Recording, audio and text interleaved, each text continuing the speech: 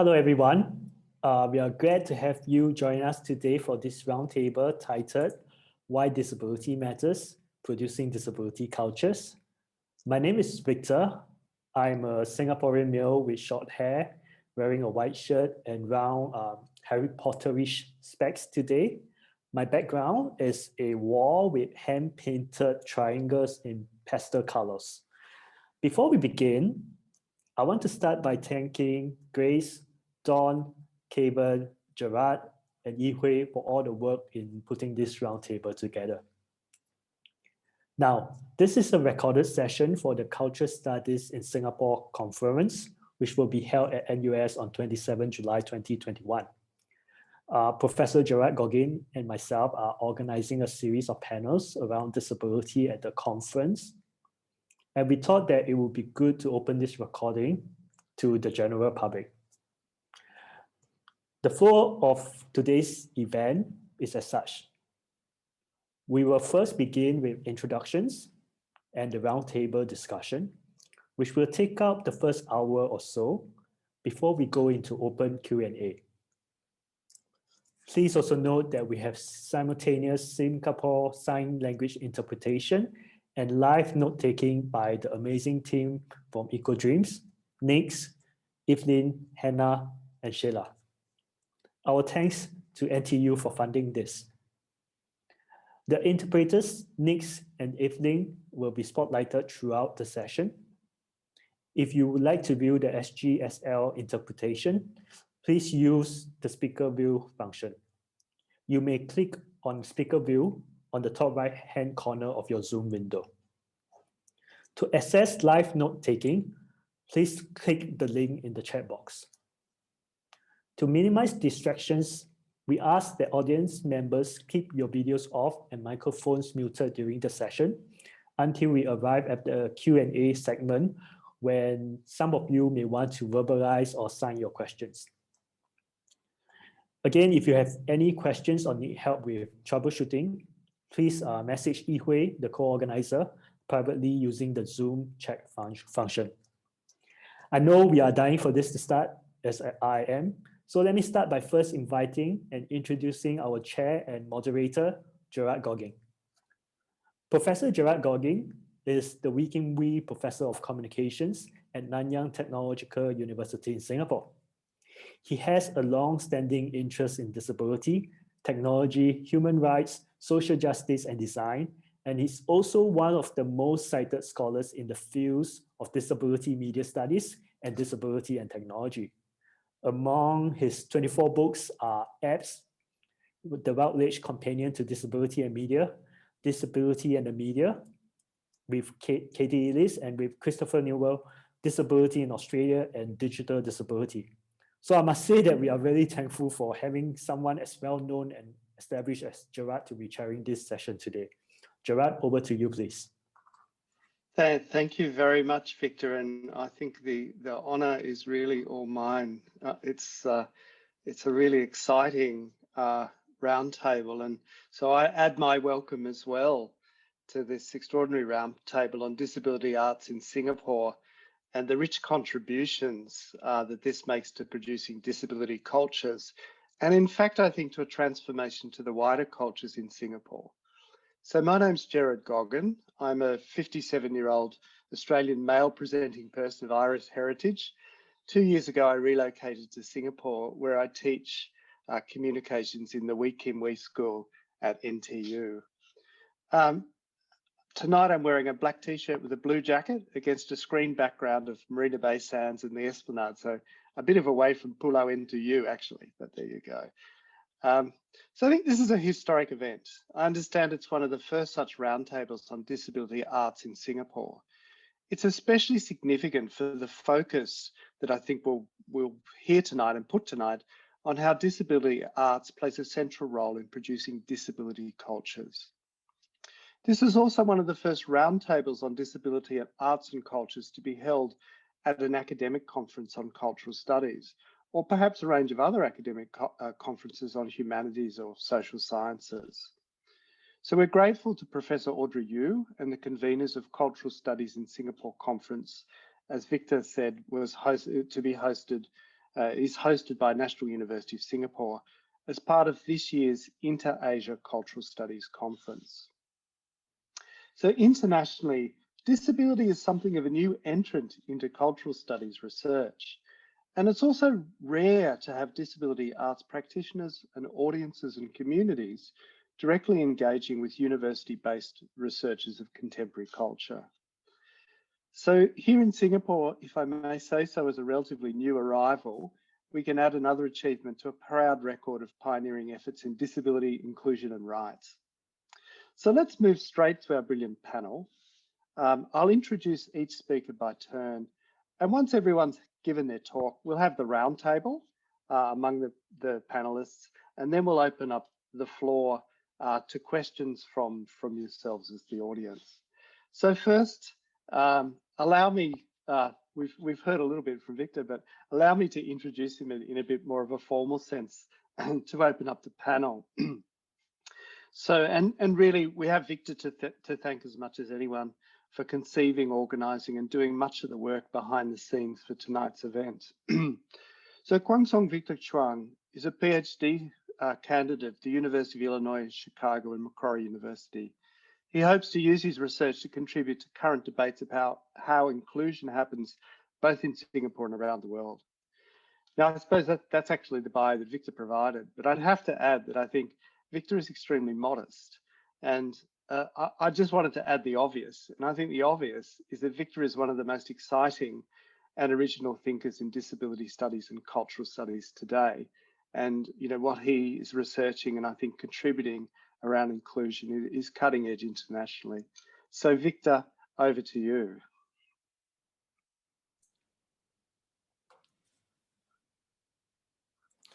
Thank you, Gerard, for the introduction. So let me quickly map out some important developments in Singapore as part of my spiel and why we are doing this roundtable. I really do not want to take up too much of our time, as I would also love to hear from our disability practitioners on their thoughts on the disability-led art scene and their groundbreaking work. So I will keep this very short. So inclusion in Singapore can be traced to Prime Minister Lee Hsien Loong's swearing-in speech in 2004, where he highlighted the need to embrace disabled peoples as brothers and sisters. And as a result, there has been a flurry of activities, mostly state-led, that has focused on including disabled people. Many of us here will be familiar with the enabling master plans, the purple parades, the See the Through Me, the work of organizations like SG Enable and NCSS, among others, as marking this period of inclusion. But a lot of this focus on inclusion can also be traced to an earlier era in 1981, where disabled people from around the world came together to form Disabled Peoples International in Singapore. And DPI is the first disabled-led international organization. They also elected a Singaporean as the first chairperson, and which ushered in a new era on how we should see disability. So, two important principles stood out from that time. One, that disability is social rather than medical. In other words, created because of disability, because of barriers in society. And two, that disabled people should have equal self-representation as a means towards a more inclusive society. So this current move towards disability-led arts, which is really very recent and can be traced to the pioneering and groundbreaking works of some of these practitioners and artists that you will hear from later, is then key. Their focus on an art that focuses on what disability can provide becomes the point and key expression of disability self-representation, or what I call disability-led arts. Now, what is so different about disability-led arts? First, it moves away from the idea that the arts is simply therapeutic and used for rehabilitative purposes, a form of cure. Second, it builds on disability self-representation, using and seeing disability as a generative form of embodiment and which provides alternative ways of living and consequently art. And more importantly, to quote Alvin Yap, who is here in the Zoom room today, quote, disability-led arts of this quality allows us to uncover new narratives which were previously buried under the baggage of disability arts as charity, unquote. In other words, disability-led arts in an era of inclusion affords us ways to think and rethink how we do inclusion in Singapore, especially vis-a-vis how we think about the disabled body in these times. And it is this quality that is important. And also why I refer to these practitioners that you will hear from later as doing important, groundbreaking work rather than inspirational work. Because that's what I think disability-led arts bring to the table. A radical mode of rethinking society, of who can and should speak at the table, and how we go about doing art. Thank you. Great. Thank you very much. Thank you very much, Victor. That's got us off to a great start. So let me introduce our second speaker. So our second speaker is Cavan Chang. And Cavan is an associate artist with Access Path Productions, and he's an accomplished artist who has exhibited extensively and performed in groundbreaking works in Singapore. Cavan holds a certificate in visual arts conferred by the Nanyang Academy of Fine Arts in collaboration with Very Special Arts Singapore. And he has an associate diploma competency in performing arts from King's International University of Science and Technology, USA. Cavan's also a prolific painter who uses the signature method of drumming vivid colours onto canvas using handmade cotton-wrapped, sponge-tipped wooden sticks. In 2019, Cavan participated in Singapore's first disabled-led neurodivergent arts residency supported by the National Library Board, Library at Orchard, and appeared in an episode, Leanne, a HBO Asia 6-part drama entitled Invisible Stories about HDB living in Singapore.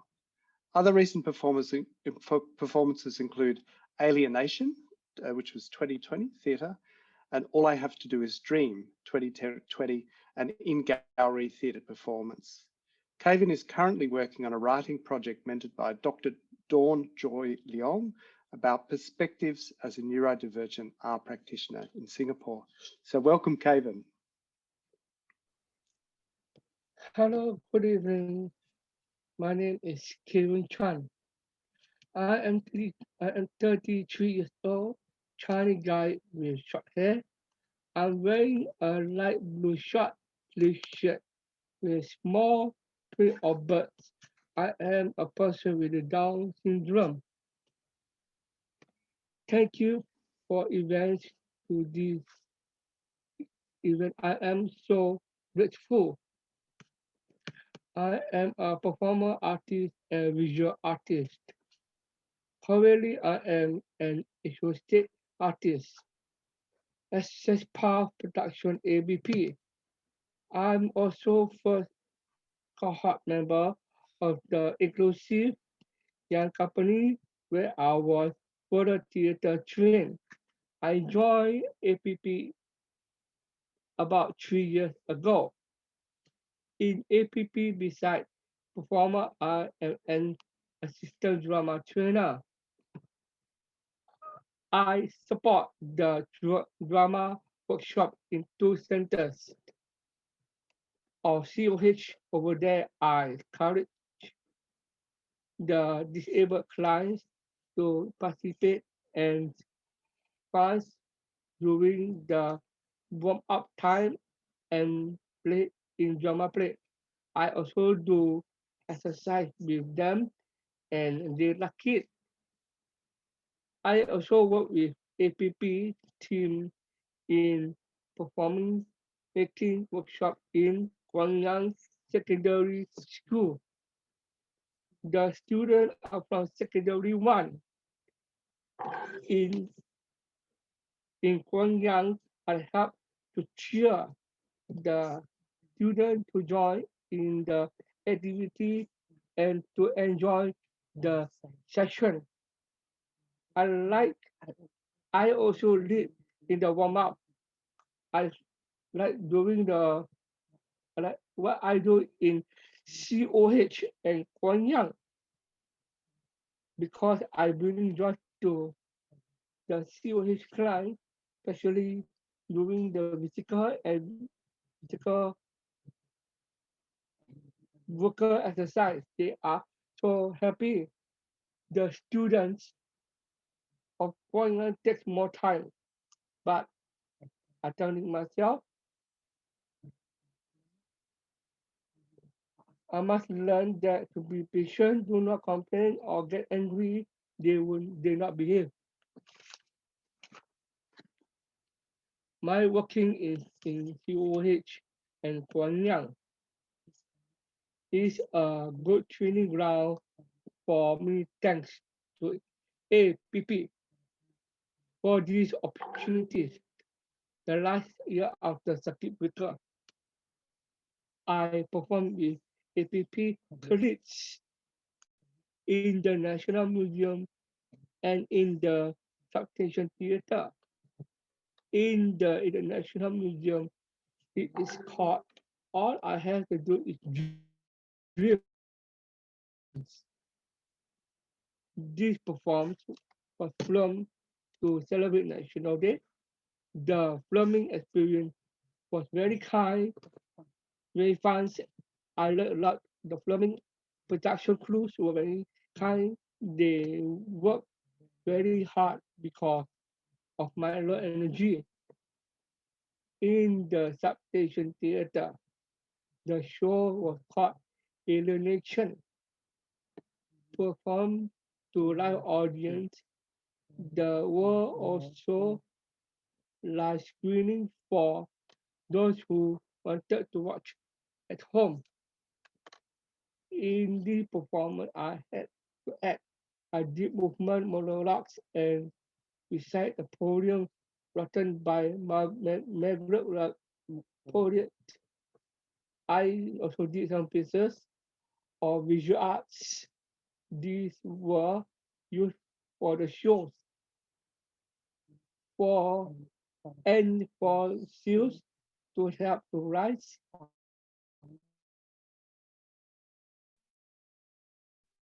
for the reading program of the migrant workers. I like that that I can help them. In January 2020, I performed in the International Gallery of Singapore, led by Peter South. This is the Night to Night Festival. Peter trained me in project in 2017. I I was to I was a performer and visual artist in something about home. In 2019, I participated in the disabled led residency at Orchard Library. This was led by Dr. Dawn-Joy Leong. My visual artworks are exhibited and sold. Companies like Waha and UOL were bought my artworks. I also did commission artworks and conduct art workshop at events and to corporate clients. In, in 2019, I complete and got certification and in visual art by NAVA. In the same year, I was involved doing my artworks for Palladium has on exhibition at Gloomer Barrett. This was very well attended in even seniors, my visual arts works are so added into the perform I am involved.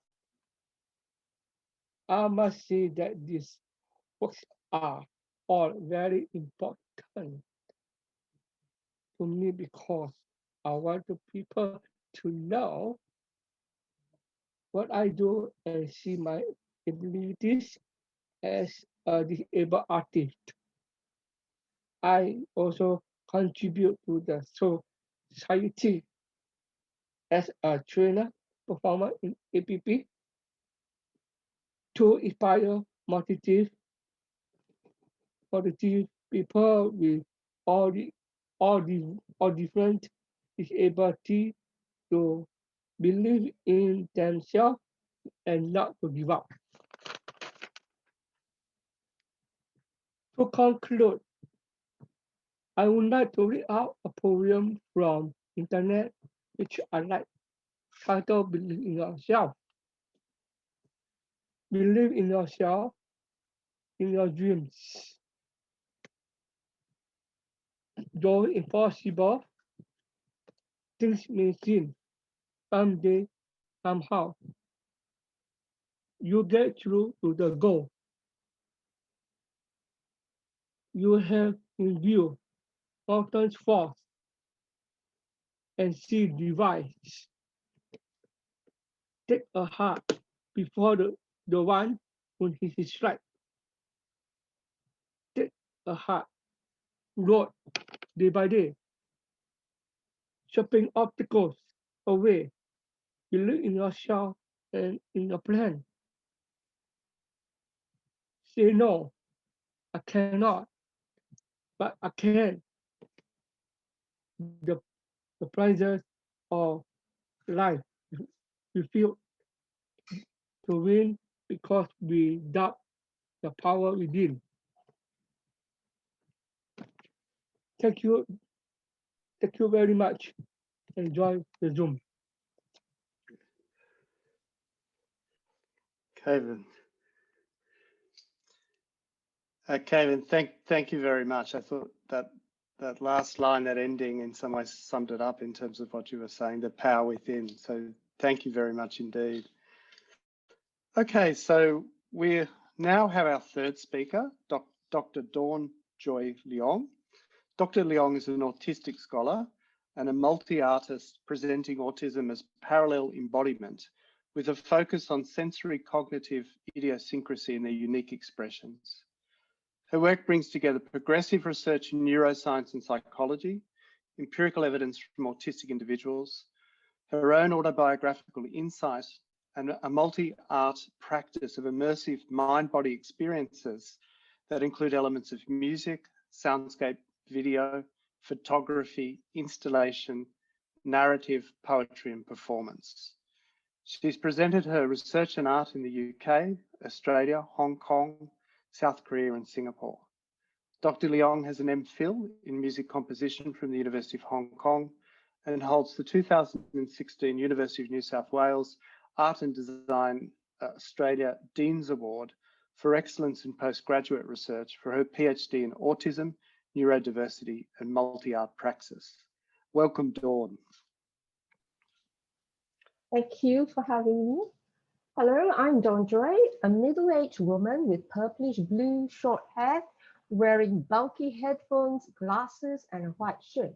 In my background picture, there are tents and pom-poms in shades of white. So Victor wanted us to share about the groundbreaking work we've done in Singapore.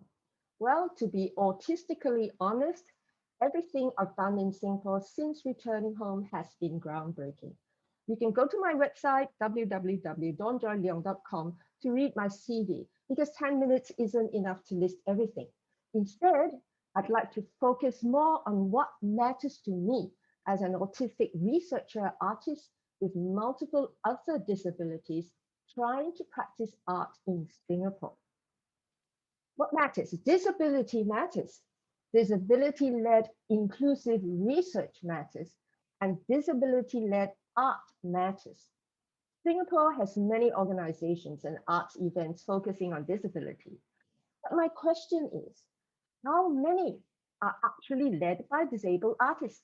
And how many disabled artists have the training and experience to take the lead? In my art and disability report for the British Council Singapore, I mentioned Singapore-born Ramesh Mayapan's view that art is art, and disabled artists are artists just like any other artist. I pointed out that this is the ultimate ideal, and I myself have always practiced in the mainstream before coming home. In fact, I'm more respected for my work outside my homeland than in. Like Ramesh, I've had the opportunity to learn and practice in the UK and Australia, where my needs as a disabled person were well supported so that there were no barriers to my artistic research and practice. Not the case in Singapore, where access and inclusion are still mostly dictated by the non-disabled, if there is any at all. Hence, disabled artists here need to start with a specific focus of our own.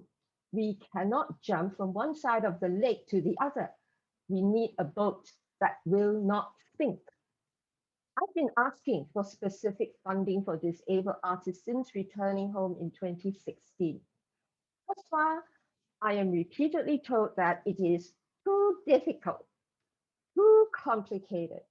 But they say I am most welcome to just apply through the normal channels, which I have done, and I have been awarded a creation grant by the NAC to produce my work, Scheherazade C, Continuing Odyssey, a multidisciplinary blended fantasy about one part of my life journey. So yes, another first in Singapore for me. Neurodivergent, disabled-led with a cast of 3 disabled artists, plus a research component challenging traditional performance practices and experimenting with new ways to create and present art. 2 for the price of 1. And theatre director Peter Sau is my director and producer. Problem solved? I got my grant through the normal channels, didn't I? Well, I now have this bit of money that is so very precious. After I pay my artist, director, producer, stage manager, video editor, sound engineer, then pay for the venue, which includes rehearsals, there won't be any money left. So I have to look for partners. Thankfully, VSA is partnering us and Peter Sau is on board. I wouldn't be able to afford him otherwise. Oh, I have to pay myself too, I forgot. Mind you, all these are not big sums. Freelance artists in Singapore make very little, and freelance disabled artists even less. Venues are not cheap, even so-called sponsored ones, okay? So where is the money for basic disability access like sign language interpretation, captioning, audio description, transportation, support workers, and a disability accessible venue? At one recent performance I was in, the director Peter Sau had to carry an actor up and down 3 flights of stairs because the venue didn't have a lift. These very basic access needs are not considered with the normal funding. Are we even going to move towards higher forms of art, where access is actually included from the very beginning of creation? Well, no money, no talk. Disability is expensive. How can we create good art when we can barely pay the bills? Telling a disabled artist they are welcome to apply through the normal channels is like inviting a wheelchair user to your event, but they must crawl up the stairs because it's too difficult to make a ramp and too complicated to hold your party where there is a lift. Or inviting a disabled person with an assistance dog to your party, but they have to leave the dog outside. I have an assistance dog. Her name is Lucy, a greyhound rescued from the horrible racing industry in Australia. To me, she is much more than just disability assistance. She inspires my art and research. She is my most beloved companion. Having her has empowered me to achieve so much more than I could have done on my own. I lived independently in Sydney with her. My university gave us a larger studio space in a specially quiet corner. Together, we made many social and professional connections, and I even accidentally topped my PhD cohort. Last year, I was invited by Cassandra Chiu, Singapore's first guide dog handler, to co-found with her and two others Canine Assistance, Singapore's first charity organization focusing on assistance dogs for all disabled people, not just the blind. Wow, so many firsts, right? Lucy happens to be Singapore's first certified assistance dog that is not a guide dog. Our slogan is Canine Assistance, the gift of dignity, barrier-free. Thank you, Peter Sao, for this beautiful phrase. Lucy is my gift of dignity, and dignity is empowering for everyone, not just the disabled. But barrier-free dignity for the disabled costs more money. And normal channels of arts funding just don't take this into consideration. Here's another example that isn't confined to Singapore alone. Disabled people have been asking for work from home options for many years. And we're told, too difficult, too complicated. But hey, COVID-19 suddenly came upon us and now everyone is working from home. Well, almost. Art is now available to far more people than ever before. Disabled people, people from all over the world, especially those who cannot leave their homes or cannot afford expensive tickets and go to galleries.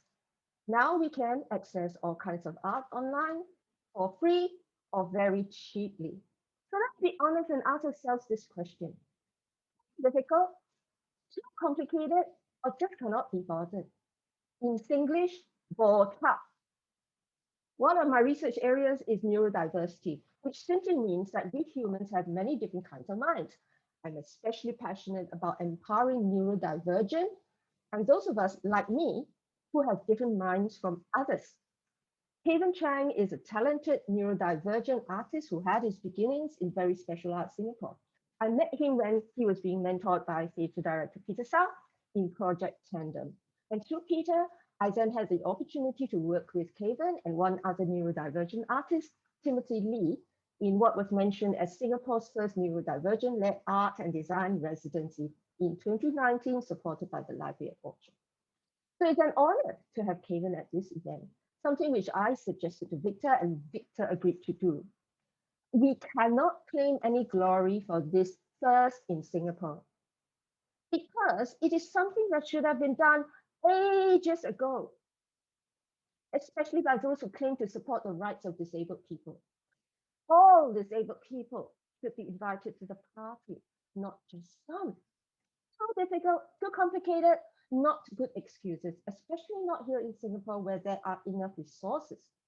I hope this roundtable will be the beginning of many more discussions that will lead to empowering action and not just a whole lot of talk. Thank you.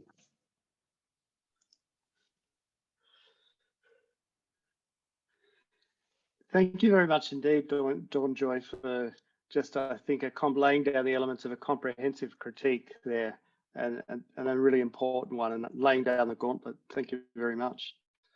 So our final speaker in the panel is Grace Khoo-Lee. Grace is the founder of disability-led creative social enterprise Access Path Productions. She completed her master's degree in applied theatre at the Royal Central School of Speech and Drama in 2016. An honours graduate from the National University of Singapore's Theatre Studies program. In 2009, she also holds a postgraduate diploma in education from the National Institute of Education. In 2017, Grace was International Artist in Residence at Grey Theatre Company, London, UK's flagship disability-led inclusive theatre company. A director, performer, dramaturg, researcher, educator and producer who works internationally, Grace's most high-profile project is And Suddenly I Disappear, the Singapore UK monologues, where she served as associate producer and performer. In 2019-2020, she was appointed a Singapore International Foundation Arts for Good Fellow. Her theatre practice is centred on collaborating with socially disabled communities. Welcome, Grace. Thank you so much for that, Gerald. And hello, everybody. It's an honor to be included in this really important discussion, and a tough act to follow after Dawn and Cavan, but I shall try my best to talk a little bit about how at Access Path, I think we are armed with the sole mission of disrupting and dismantling the mainstream notion of inclusion via artistic practice here in Singapore. And as Gerard has mentioned, I started off really as a theatre practitioner that had my fingers in a lot of jars. And there's always this nagging feeling to be asked to specialize. So I direct, I write, I perform, I produce, I stage manage, and on top of that, now I am an audio describer, and I also do creative captioning, to all in the bid to make our performances and experiences at Access Path inclusive, and we try. So really, it was this journey of trying to grow as a theatre practitioner, where I have found the practice of applied theatre, which is something that I will focus very much for the next couple of minutes, and how to use theatre as a medium really to advance this cause of social inclusion and justice, in particularly the context of a very neoliberal, very hyper capitalist and productivity centered Singapore. So I could start with a quote by Kate O'Reilly, a very dear mentor and collaborator and a disability arts icon, who is really one of the giants whose shoulders I stand on. And she, in an article that she wrote online, she defined theatre as the study of what it is to be human. For millennia, we have come to sit communally, a group of human beings watching another group of human beings pretending to be other human beings. We are endlessly fascinated with each other, yet a place purported to be about the range of human possibility has for too long been circumscribed and limited, especially towards a fifth of the population. And for that, I just want to add that when it comes to representation of the deaf and disabled, we're talking about representation of the biggest minority group in the world. And therefore, the voices and the representation of this biggest minority group in the world is so important. And of course, coming back to the where it comes to theatrical tradition, both in the East and the West, for thousands of years, the atypical body has been used to scare, to warn, to explain and explore human frailty, mortality, and the human condition. So disability has become a metaphor for the non-disabled to explore the fears and embedded societal values. So this is what I would say is related to the cultural model of disability, and includes notions of karma, of retribution, So image and narratives in our entertainment media, they help form the mirror reflecting our society, through which we gain a sense of community, morality, and self. And this is where I think the work of Access Path comes in. We have to disrupt and dismantle this mainstream representation. And of course, we're always questioning what inclusion means. So at Access Path, we don't like to use the word inclusion actually within a context of Singapore. We prefer the word participation, meaningful, active participation, because, inclusion to us is having an invite to the party. Dawn mentioned a party, right, that everybody should be invited to. And in that, the notion of inclusion is everybody gets that invite to the party. But active participation is when we get to tear up that accessible dance floor. We get to be ourselves and enjoy ourselves at fullest at the party. So that's what we try to do through our work at Access Path. And we are a social enterprise. Dawn talked about notions of funding. So there is a reason to not go down that charity path or subscribe to a charity model when it comes to disability-led arts, because we do want the merit of our work, while driven by lived experiences of disabled artists and, with issues of representation, it's very important that we are very separate from the notion of charity. So the work must speak for itself. The quality of the work must speak for itself. And as a social enterprise, we have been afloat and I would say thriving for the past 3 years. We started in 2018 and we're going strong, and just purely getting by commissions with festivals. Recently, we just collaborated with the Singapore International Festival of the Arts, SIFA, to provide creative captioning for 5 of the local commissions. And with that, we get to share our practice, the aesthetics of access, with local theatre companies and also with videographers. So it's not just a front-facing what's on stage, but a lot of the work also happens backstage, behind the scenes, and in the technicalities of it. We are also collaborating with Singapore Repertory Theatre, one of the most well-established theatre companies in Singapore, on the very first inclusive young company. So they have the young company, TYC, that has been around for 20 over years and produce wonderful performers that contribute to our local theatre landscape. And so for this year, we've got the funding to run a program for inclusive young company. And it's a program that it's not just on top actor training, but really we look at the aesthetics of difference. We look at anti-shame aesthetics and performance art. So it's about building up aspiring disabled young people with an eye on a career in the arts. And it's wonderful to work together with SRT to provide the resources and a supportive environment for our young artists. So some of you might be new to the term aesthetics of access, which really it's about embedding certain features of what we see, access features of what we see as functional, which namely could be sign language interpretation or captioning or audio description, and also the design of inclusive and safe, accessible area for performance and rehearsal, right? So but instead of adding these measures as at the last minute or as something functional, right? Accessibility is taken into account right from the very beginning of the developmental and artistic process.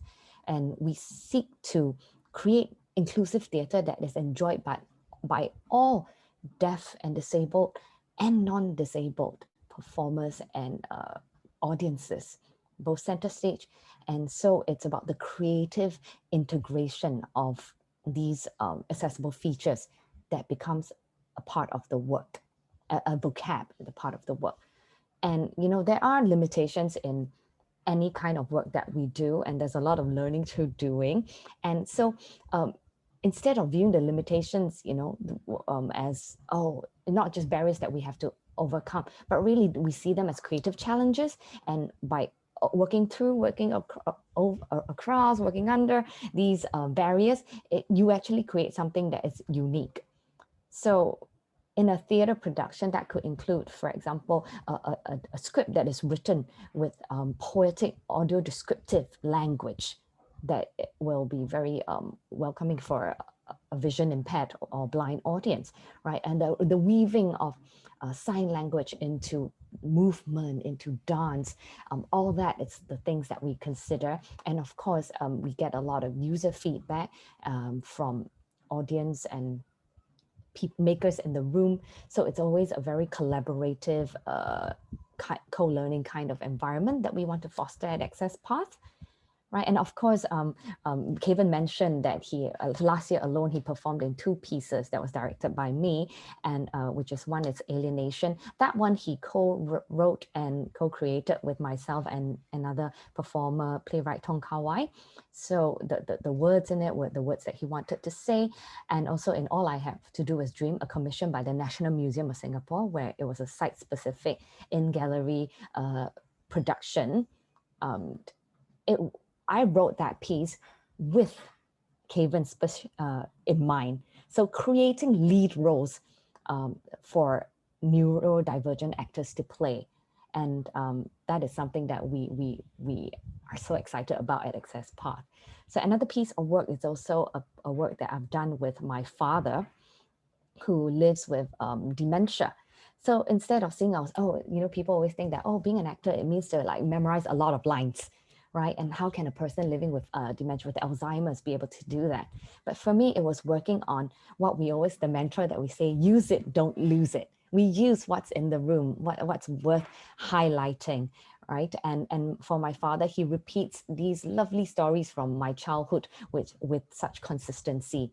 And yet each time he says it, it's spontaneous, it's fresh. And that is the quality that I think every performer in the world would dream of.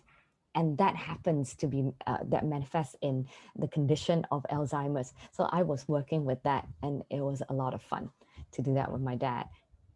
And at our work also, it's about, we care a lot about the second life or the afterlife of a project.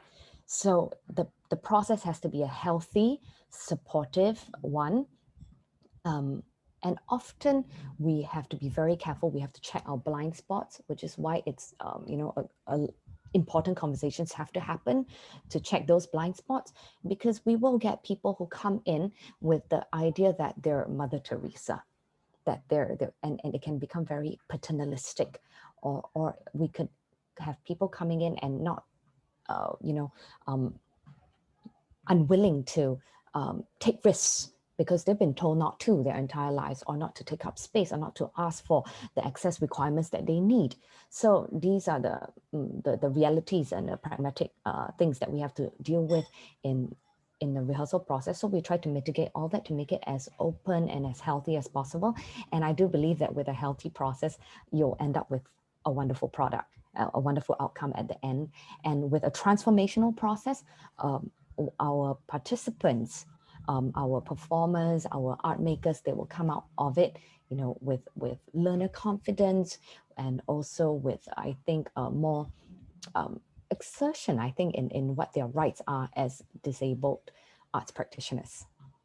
So one thing that I use a lot in our work that I refer to is the cultural iceberg, where on the top, above the water, you can Google this, it's a wonderful, wonderful image, right? The things like language, fine arts, the cultural items, holidays and festivals, literature and food, costumes, right? These are the easy to see things. But really, when I make work with our disabled and deaf artists, it's looking at what's difficult to see at the part of the cultural iceberg that's underwater. So family roles, values, agency, concepts of justice, of beauty ideals, of body language, beliefs and assumptions, all these thought patterns, work ethics. It's a wonderful diagram. And these are the things that, could be our springboard to really get the conversation going about what is it that deaf and disabled artists within their lived contexts and experiences want to express. And with drama as a wonderful medium, there is always that balance between risk and focus. So we take a risk when we come in and we open ourselves up to with our voices. But on the other hand, the rehearsal space and the stage is also a risk-free space, in the sense that there's a lot of role playing, there's a lot of pause. We've just, say for example, did Macbeth, and we've explored the idea of murder for ambition. Can we put a pin on that and then talk about it, but no one actually dies, right? And also this idea of training your focus into your hearts of hearts, your seed of curiosity and agency. What is it that people really want to talk about? So then the theater techniques, the theater training that comes with it, right? We start with the imagination, the what if, the what about, the why nots, the aha moments. We work with the stories, who, what, when, where, how, and why, and I believe then with that, the voice, the vocal power, the emphasis, the meaning, the techniques, the body, how it moves, how it takes up space, and then the ensemble, the cooperation, the spirit of collaboration and consideration and connection for each other, which we see a lot in IYC, and Cavan's a member of that. All that will come with it. So it's quite a holistic approach. So really, one thing that I encounter a lot in my work at Access Path is people asking, what is disability? How do we define it? And I, as a social enterprise, we do not borrow from, say, what the state in Singapore mentions, and because again, we're here to dismantle notions of inclusion, right? And for us, inclusion is having a seat at the table and being able to have the tools and have the power and agency to represent your own communities. But so far, I think what we're seeing here in Singapore, it's a lot, as Dawn has mentioned, a lot of top-down kind of leadership, often the non-disabled making policies, and that might not be the most effective or championing the program, the community. And so for us, it's really about having that seat at the table, whereas maybe in Singapore, it's more about, do we have enough resources to make sure that no one gets left behind? How much of a helping hand and handouts do we still need to give, right? So that people catch up, people, don't fall through the cracks. Yeah. So for us, we define it as anyone who has or has had a physical or mental impairment that has a substantial and long-term adverse effect on their ability to carry out day-to-day activities. And this might come in the form especially of invisible disabilities. You could be a mental health survivor. You could be neurodivergent, deaf, and sometimes these are invisible as well. So it's not just sensorial impairments. It could be socially disabled. So the transgender LGBTQI community, the migrant community that we have worked with in a piece that Cavan has done last year, we keep exploring what it means to platform all these socially marginalized voices. Right, so just to sum it up, I think it's really about praxis, which is the marriage of the practical and also theory as our core philosophy of an ethos at Access Path, where every voice is valid, and we prize the process which a theory, lesson, or skill is enacted. So again, the ideas of what inclusion means to us, what participation and ethical participation and representation means to us, and how that is enacted, embodied, or realized. And praxis to me, I find it's like one of my favorite words. It also refers to the act of engaging, applying, exercising, realizing, and of course, practicing different ideas. So there is so much room to get it wrong. And there's also a lot of pressure to get it right. So we're always with that balance, and it marrying that with theater. Theater is also about problem solving. How do I get this prop from one end to the other? How do I change a costume in 3 seconds? We often have to come up with all the creative and technical solutions. So why not do that together, right? So at Access Path, we live by the famous Samuel Beckett quote as well. Ever tried, ever failed, no matter. Try again, fail better. So sometimes, often we put our material out there, and we fall on our faces. Technology sometimes let us down. Sometimes we're trying things for the very first time. Audio description, with the technology in, say, an outdoor space, things like that. So, and of course, we often, again, try to mitigate that, try to minimize our margin of error by really engaging with the community to get proper, effective user feedback. Yeah, so applied theater practice, this mix of different professional and personal circumstances of the practitioner, it directs one's concerns with the ethics and the aesthetics of caring for one another. So the duty of care, the collective duty of care is so important for us at Access Path in our processes. And that includes constant reflection on how working relationships between different people with different power, different spectrum of the privilege, it might provide a productive orientation for work in the field of community-based performance or socially engaged arts making, which we're into. And so the relations that emerge in many arts projects can then be understood as forms of effective solidarity and mutual regard. That in turn, I think these are powerful counterweights to the exclusions and the disregard and the lack of care in a careless society. So it's about reclaiming that, in a careless society, how can we present the aesthetics of care and start those conversations. So with that, it's 8 o'clock on the nose. I would like to end with my favorite quote by James Thompson, a wonderful disability and applied theatre practitioner who I've conferred with a lot. He's based in Manchester. And he says that applied theatre thrives on the barriers, the compromises, the problems, the delays, the setbacks, and the restrictions. Right? For us, that's all day, every day. That's a regular work day at Access Path in this field of disability-led work. But according to James, these are what makes the practice, not breaks it. We should welcome the fraught, the dirty, and difficult nature of applying theatre. And that's what we do best at Access Path with our associate artists like Cavan and the rest. So with that, thank you very much.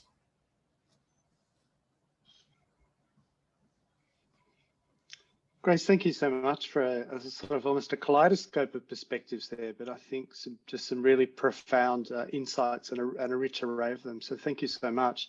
So we've now got the opportunity to have the roundtable. So we've got a bit of an opportunity for the panelists to continue the conversation. I think pick up some of these themes. So we've got about 20 minutes to do this. So I just thought I'd open with, we've got some sort of things that I think that have come out of these. And we've really had, I think, 4 sort of exceptional presentations that have, I think, mapped a whole set of issues and offered some really rich examples around the whole topic of arts, disability, and culture. So I don't know, from the outset, I just wanted to ask the panelists, is there anything that each of you would like to, or any of you would like to pick up in terms of the themes of what others had said in the first instance? Are there particular things that you wanted to kind of riff on a bit more, or kind of other things, sort of cross panelists? Victor, do you want to... Yeah, so maybe what I would do is just to touch on what Dawn has said, because I think what Dawn highlights as, the structures that obstruct disabled people from, practicing their art, right? That in essence is actually what disability is all about as well. Disability inclusion is about, it's not about looking at disabled people's bodies and saying, because your body is different, hence, we will exclude you from society, but rather say, looking at the structures, how we structure society, how we fund disability arts, for instance, right? And what kind of items get funded in that sense, right? And I think it's important to recognize that oftentimes it's the structures that we live in that's invisible. And what Dawn has really highlighted is to put these structures out into play, right? And we can see also with Grace's and Cavan's work, right, around access, which, in a sense, if you find access, what you get is a different idea of what the arts can look like. And I'm just going to leave it as that, because I think Grace and Cavan might have more to say about the art practice, and I wouldn't want to steal their thunder, so to say, right? and perhaps also to highlight that, speaking slowly like I do now, because I usually can speak very fast too, but speaking slowly as a choice can also, it serves as a form of access for people to catch up, right? But it also can become a form of art that's based around the idea of disability as the organizing principle, as the organizing norm in society. So what does it mean then to do art based on access, for instance? Yeah, I think that's a very profound set of propositions. Dawn-Joy. Yeah. Okay, I am speaking slowly now because previously I did submit my script and I was 98% faithful to it. So note taker, you could have just copied and pasted. But now no script, so I'm speaking slowly. Yes, That's why, Victor, that's why I focus on funding. Because a very wise colleague of mine said, putting a disabled artist in a professional realm might be, yeah, a great feat, wonderful, headlights. But a lot has to be done in the background in terms of skills, training, assessment, continuous training. Otherwise, we just go back to being, the enemy of our own praxis and our own claims, and we're just producing tokenistic pseudo-professional representation. Now, how do we get that?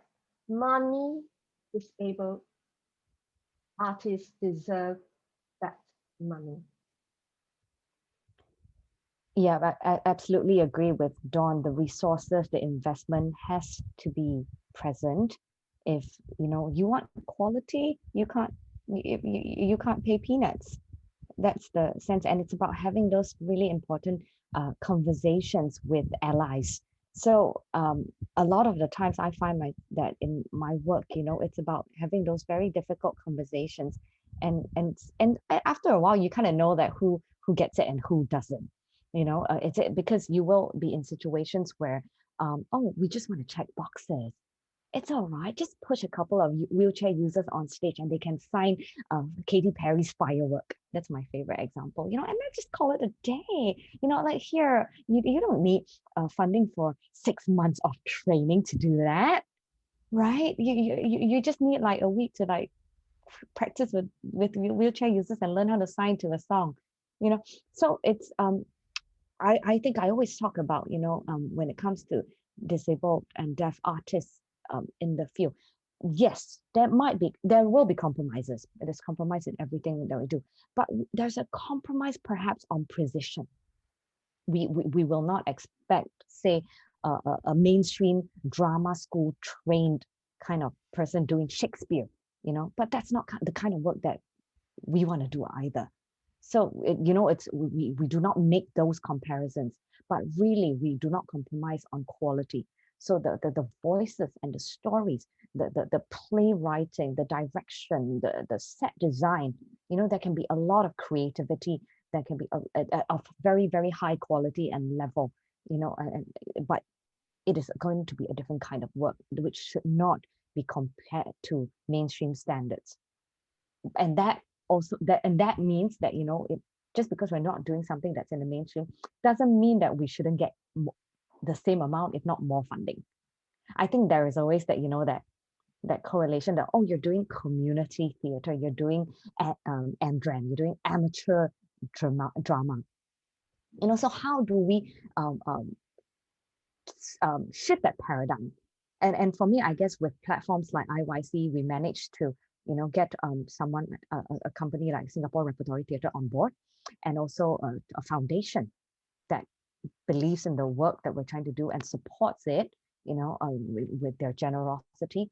But they also have to walk the journey with us. So they undergo disability awareness training, and the people from the foundation, so they see where their money's going, and they come into training with us, and they volunteer at the front of house or backstage. And then they realize that, oh, how some spaces are inaccessible. Oh, how do we overcome them? So they are there when they see the problem pop up, and they see the problems being solved. And they are sometimes part of the solution as well. So I feel like it's so important that, we have to also be open enough to allow people into our spaces and really see how we operate, and create more allies. Yeah, that's, I think, really a kind of important sort of set of things that you're saying, because it sounds like one of the key things perhaps is, and I think it's part of what I've appreciated about tonight, is that there's many great examples of disability-led arts, right, and different works, different productions, and also different examples perhaps in some of the things that I think is being exemplified, right, around disability arts and cultures, to say that, in fact, there's a need for a broad rethinking of aesthetics, right? That disability arts is involved in a rethinking of aesthetics. It's involved in a rethinking of society. It's multisensory. It's about the fact that we have different bodies, right? It's that we have different identities, that there's different affordances, right? That when you do access, you're not necessarily just doing a sort of straightforward translation. There's the opportunity to do that in a whole lot of creative ways, in the way that if you're translating across languages, you've got something creative going on.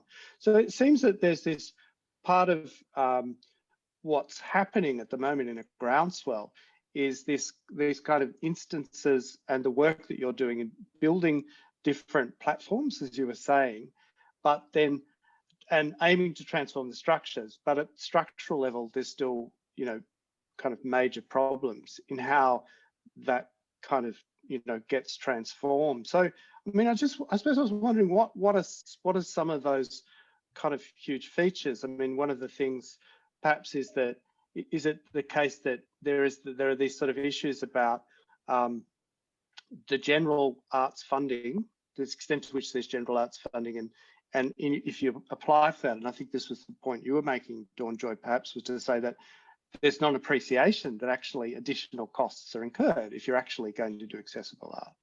Then on the other hand, there's a lack of places to get other funding for doing different kind of projects that might be working in more specific ways. So it'd be interesting to hear, I mean, what do you think some of those priorities are to tackle? I mean, you've mentioned a few, but I'd be intrigued to hear what you think, I guess, some of those further things are about, you know, what would be some of the priority things to target, or that people should be thinking about more broadly to change?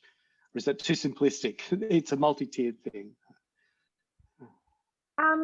Grace mentioned aesthetic access being embedded. So I have been doing this, and I'm closely, connected with Caroline Bowditch, and people in Australia have already started. So I was at UNSW. My supervisor was Jill Bennett. But it is difficult to do without, I mean, I'm always going back to money. You know, I miss money face, because disability, we have to admit that disability is expensive. So now I'm trying to do all these things. There is a downside to this. You pay Dawn so little and she can produce so much. What for we want to pay more? But cheap. She's highly productive, has she? I myself having to hold back because I'm earning nothing. And, you know, my family has to pay my bills. It's not the way to live for anyone, let alone a disabled artist. So I still don't have the answer because I'm very bad at selling myself. I don't know how to talk to funders because I'm autistic. I need this access. I need this help. You know, that's why I only work with single entities, and I don't like being part of large companies because of my autism and the way I function. I need that access. And I mean, I mentioned Peter a lot because he has been that access for me. But it's all free. We cannot sustain if I cannot pay someone to help me do the things I cannot do so that I can help my PhD cohort again. You know, it's just impossible. I can't replicate what I did in Australia because I don't have the support and I don't have the answers. I need people who are more able, you know, to get funding, maybe Grace and her enterprise, people who have business sense, because I'm just a researcher and artist. And that is the difficulty. Yeah. I wanted to Thanks. I wanted to just jump in here and ask Cavan, what does it feel to be able to participate and do disability arts? Are there things that stop you from doing your art, for instance? Cavan? You? Hey, Kevin, I think Victor is asking, when you do your art, will there be anything that will stop you and say, oh, Kevin cannot do art? Anyone, anything stop? Probably I can do art everything. on my own. My mom said cannot do anything. But can you sit beside her? Cavan, you are muted. Oh, he got You muted. just- Yeah. Kevin, you say one more time something about your mom sitting next to you. Specifically when my mom sit beside me, right, during the boring part, right, we take water, put the jump, take everything. Ah. Yeah. Yeah. All the So time, you gonna put pain, everything. Okay. Yeah, Oh, that's how about joint section. Thank you. yeah. So Cecilia, who I must say, you know, one of those. Cecilia was helping out Yeah. with me every day. Yeah. So Right. he doesn't work on. That's what you say, right? You say you From don't work on your own. morning until afternoon, until evening. Yeah. And that has become a habit, and you do that every day, right? Every day, non-stop, until weekend. Yeah. Yeah. Kevin is doing a 365 project with us. So every day he produces a piece of 3.4 up medium. 4, right? Because you missed one day, I think. Yeah, Yeah, you were very tired one day. yeah. I heard that what you said it. Yeah. Yeah, so but that is really actually that's an example of our training with Cavan, you know, because he's our associate, and it's not just about, you know, oh, here's a project for you and and come and do it with us, because we really do believe in his growth and his development, and also the kind of habits that he's picked up over the years. So Project 365 was conceived by Natalie Lim, our managing director, with the idea that arts making, for him to do this professionally, it cannot be ad hoc. It cannot be recreational. Like I feel like it, then I'll go like, hey, CC, put out my art supplies and I will do it. You know, but it's not like that. So we challenged him. We got him tons and tons of canvases, right, Kevin? Tons and tons of canvases. Yes, Big, please be cool. yes, and You are every the most you are great to me. oh, thank you. Yeah, and every day he does it. And then now, you know, Every day. Because no one can Every stop day. him. Yeah. Kevin, no Victor, no one stops him now. He is, Victor has stopped. yeah, he does Victor that is on me. Yeah, I mean, building on that, Cavan, I wanted to just ask you a bit about alienation and the experience of doing alienation, because it seems to me one of the interesting things, particularly that disability arts has really, you know, kind of engaged in, is during the pandemic, doing other kinds of ways of reaching audience, right? And I gather from alienation, which unfortunately I didn't see, there was the streaming to audience as well. But it also sounded that in that production, there were a range of different kind of roles you were playing. So could you tell us a little bit more about that experience of alienation and that work, and dealing also in that way with the live audience, but also the streaming? So we can break it down, right? The first is, what did you do in Yeah. alienation? Yeah, Kevin, what do you do in alienation? Thank you. Probably what I do is alienation. That if body movement get into the show time, screening on probably on the LED screen. Right. But if Tonkawa came in, that both of us will do a show if all probably all okay. But live audience more in to watch performance. That particularly that more people watching us. Right. To get more people watching you. Yeah. Post-show audience, post-show party, everything is move and far and go. Audience will have to feedback to the audience. But Grace and Joe, Kwan In, I with him, but the two of them were helping problem I don't care. I will go on stage. That I acted on stage. Yeah, I don't bother with one in at the back of me. Net is what net is the discipline to me that I know what going on. Should I decipher that? Yes. I love how he said that Yeah. everything is go, fast, go. So Because yeah. it's true. Cavan, we had, I think, 6 weeks, which is just like any other theatre production. Right. Yes, and one day to bump in, right? So he's right. Everything is go, fast, go. We have Wow. to Go do it. fast. Yeah. Yeah. And like you mentioned, so Guan Ying is from MediaCorp, and they were doing a documentary about our work as well. So Yes. right? So on Yes, top yes. of the live stream cameras, there were also big cameras from MediaCorp. So it was a lot for him. Wow. So much going on for him, right? But then you said discipline. Yeah. That's the word that we say a lot, right? Who Right. said that word, discipline? Nat, right? Yeah, I was intrigued you mentioned discipline, I heard Cavan. it. Yes. Yeah, just to focus as a performer of what he Focus on stage. Yeah. Do some warm up on stage. yeah. So he Yeah. did his They warm-ups. call Yeah. they call focus. Well, thank you.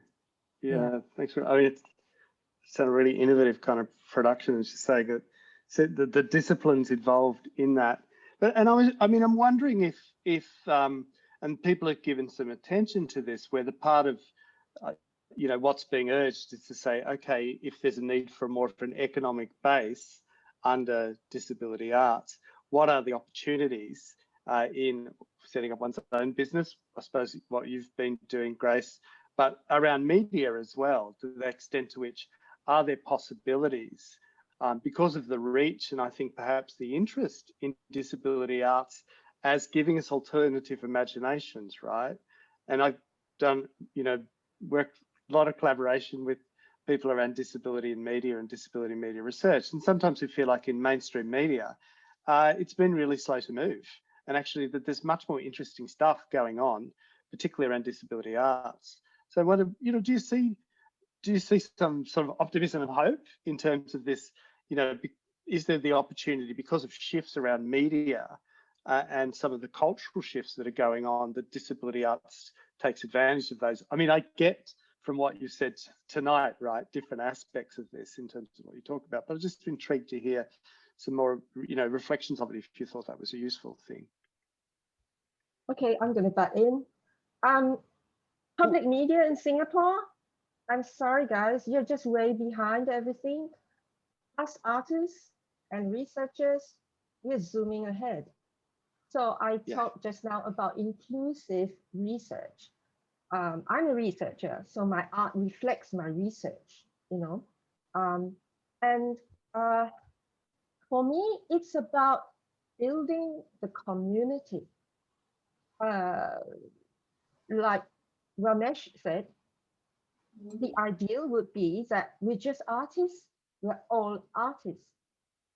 But to get there, I'm trying in Singapore, trying very hard with very little funding to build a boat. I think Grace is also trying to do that. There are a few of us doing that, but the media doesn't get it. They're still calling me to ask me, oh, Dr. Leong, can I do an interview about how you overcame autism to get a PhD? I'm like, it's my autism that got me the PhD. Hello? Yeah. My 4 years to focus on everything I love to do. I'm autistic. But overcoming. The media is still like that. When they don't want to talk about my art, they don't want to talk about my work. So that's why I'm trying to produce, like Grace is, art that talks for itself. And I'm finding it incredibly expensive. To be very frank, I'm being supported by my family and friends, because everything I get, I put into my art and my dog. For example, the Scheherazade Sea that's upcoming into show, I got a creation grant, and it's it's okay, it's only for a work in progress. But disability is not accounted for. So I had to beg, steal, and borrow. The VSA has been great partners. I know a lot of people say, oh, they're the old model. Yes, but we can teach people who are willing to learn. You know, it's like in the autism world, I've had to campaign and things are changing. So we also mustn't ignore the mainstream people who are who we call you know, stuck in the mud. Well, get them out of the mud. You know. So yeah, and the VSA, I think it's been wonderful with my project.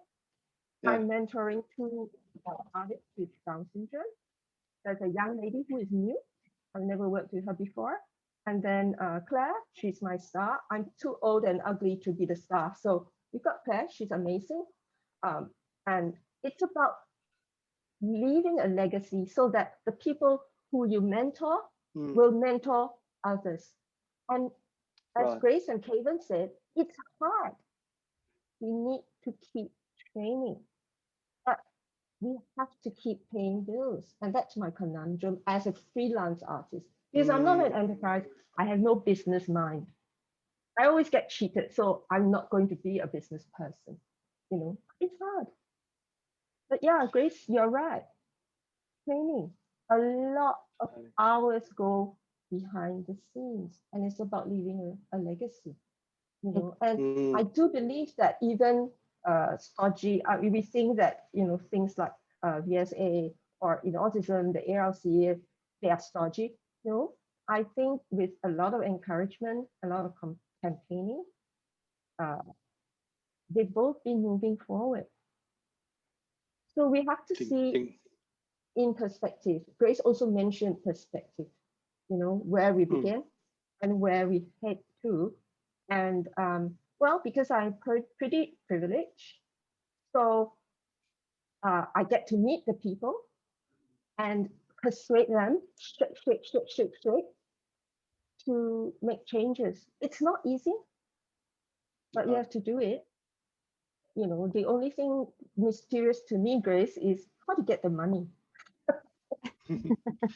Grace, did you want to say something briefly before we open it up? Because we're probably at the point. Yeah, it's an ecosystem really. And I think, you know, I talked a lot about inclusion means having a seat at the table. So the training doesn't just go into being disabled art practitioners, the media training. So a lot of times we find ourselves at Access Path, we dictate how we want to be portrayed by the media. And with all our associate artists, we have very serious conversations, and we have threatened to pull out of so many documentaries, you know, features and in the media and things like that. Because if you don't play by our rules, you don't respect us, and you insist on using certain terms in when you're talking about us and featuring us, then we're not going to play. We're not going to play. So we will walk, and we make sure that we protect ourselves with our contracts when we go into, you know, our partnerships with the media. It has to be very firm. And if any time any one of us see that, you know, a post, like for example, I think there was an insurance ad that came up using the word differently abled. Now, some people might be okay with that, some people are not. And so we write in. We're that busybody social justice keyboard warriors, but we do it because you got to make those noises, make those sounds. It's inspiring. Yeah. And but it's not just me. You know? Yeah, we'll just keep knocking. There's more resources to do that too. Yeah. I think because the tools of media are in people's hands, and as you know, I think that you know media schools in universities have a role to play there too. I think in really challenging those ideas and turning that around. With social media, with a screenshot, and you know, you just somebody and go like, hey, Lazada, you know, the way you promoted this item about girls only playing kitchen toys for girls, for example, things like that. People are doing that, right?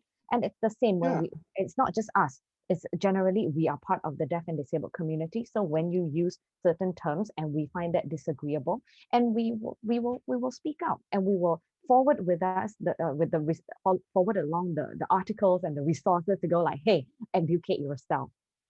So that has to that's, keep happening. oh, that's right. Okay, well, let's open up to, should we open up to the broader audience to hear? We've got some action in the chat field. People are certainly the keyboard warriors. Everyone is into it.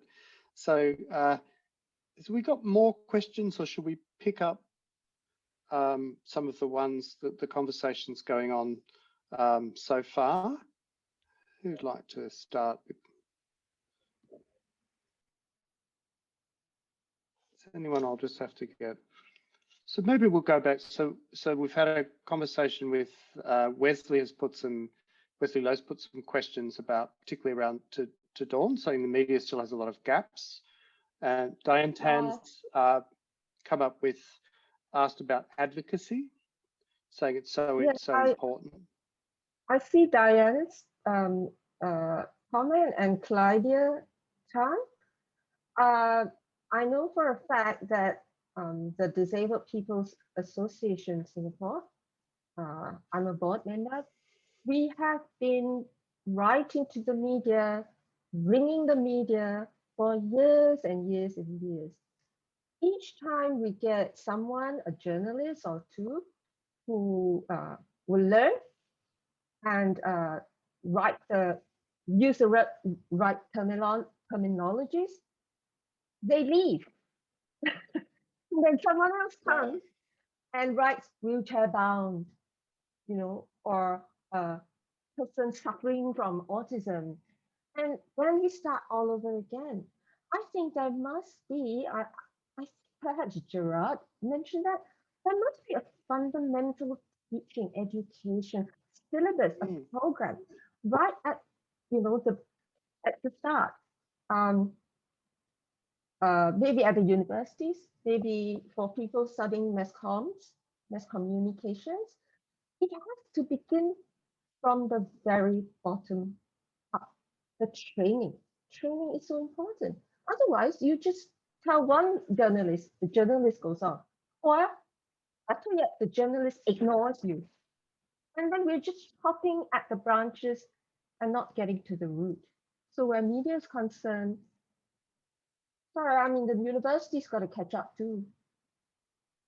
I think that's absolutely right. I mean, it's sort of a bit scandalous, I think, that on different levels that has been so slow and sort of surprising. And maybe that's part of what you're saying, that now journalism is, traditional mainstream journalism is tough for a career. So people are getting cycled through jobs. So I couldn't agree more. But I think there is some action in that area, and it would be great to, I think, and I think around internationally you can see some really good examples of journalism that's much more informed, right, by broader concepts of disability and contemporary concepts of disability, and is disability led as well. Although it's really tough in media work for careers, I think, for people with disabilities, it's something that also is really, and the new platforms are great, but their business models are really tricky. So the classic is people get one webisode on something, but to get a whole show or to get a kind of media career. But look, we've got a bunch of questions coming through now. So Kevin has got a question to say for all the panelists, to say disabled people represent the world's largest minority.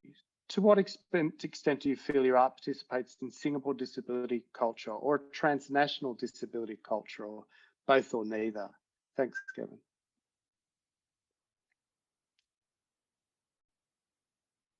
Does anyone want to pick that up? I mean, I think it's interesting, the relationship between disability arts and disability culture. In some ways, we had some slippage between that, and I think we're being called to account around that.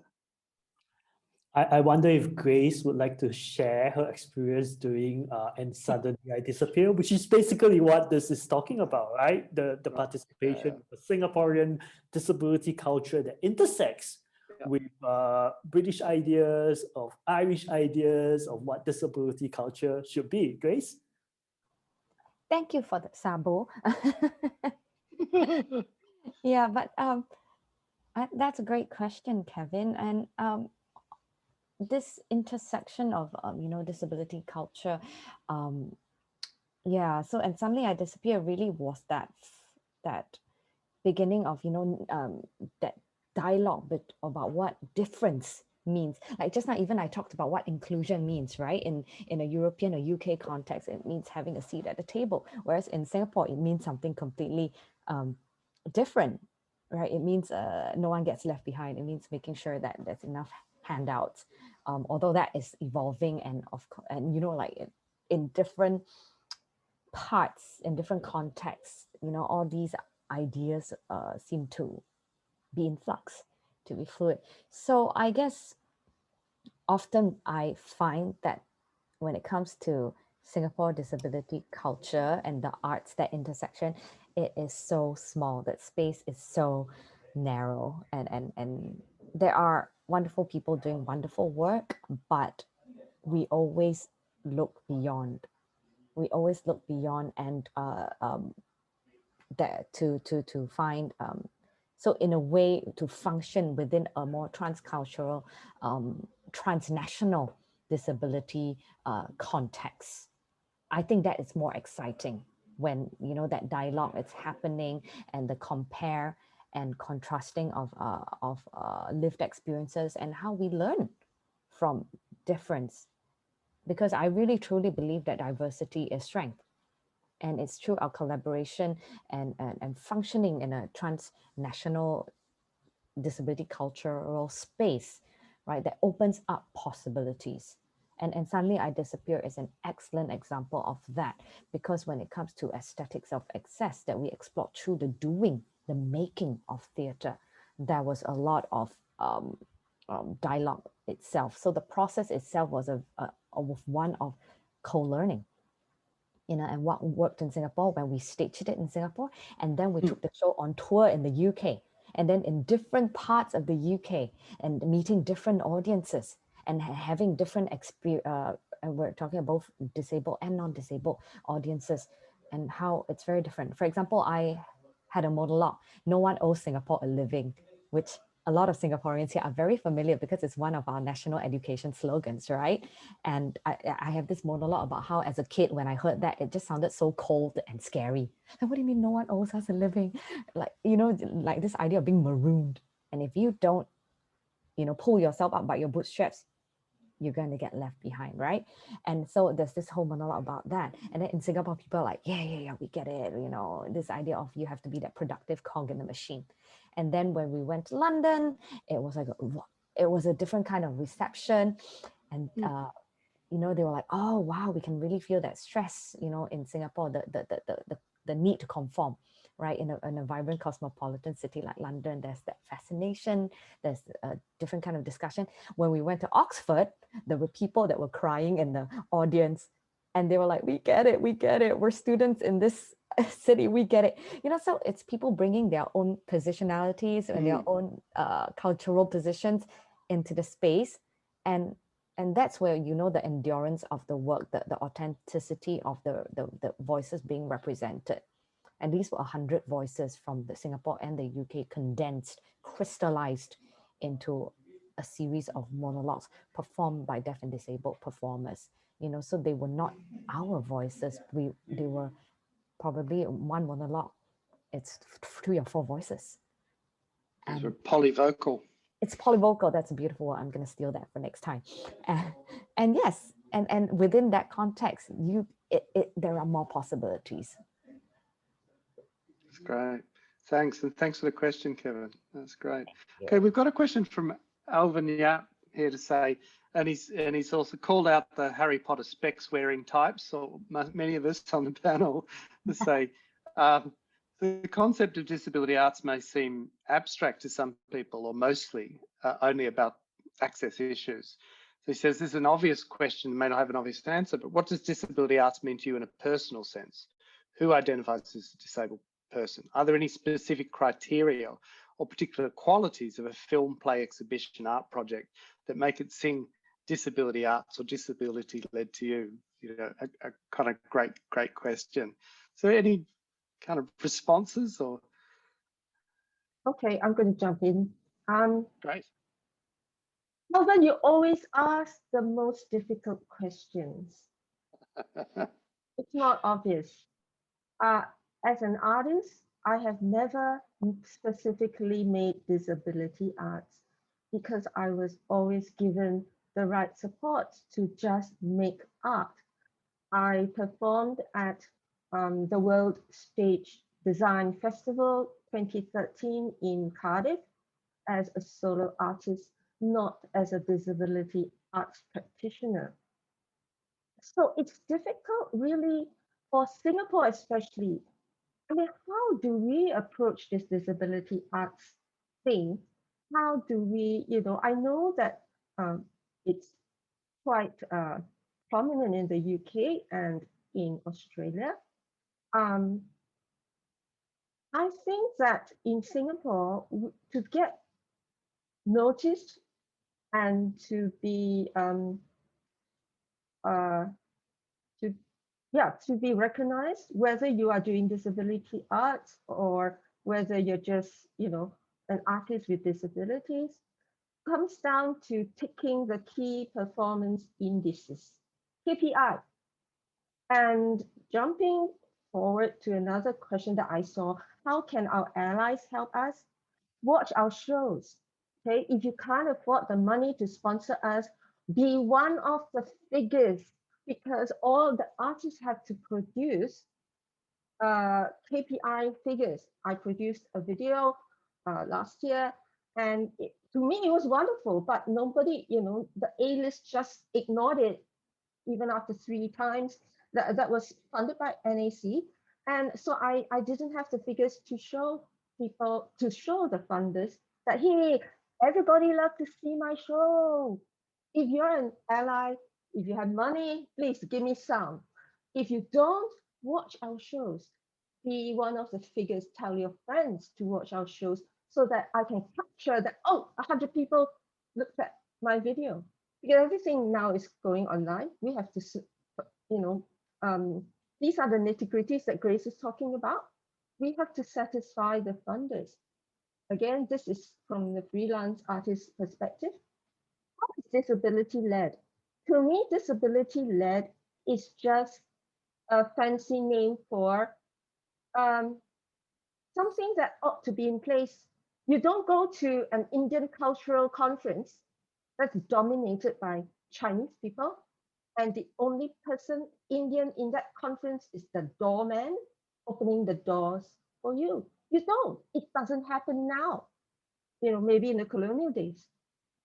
So why does it happen in the disability arena, whether in the arts or conferences or research?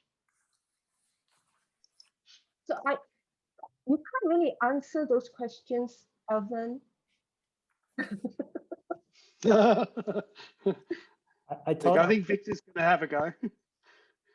I thought I would jump in here with regards to Alvin's question and maybe direct that question to Cavan as well, because Cavan does a lot of disability art work, art practice. So what does it mean for you to do your art, your performances, and why is it special? Why is your art work, why is your performance special, Cavan?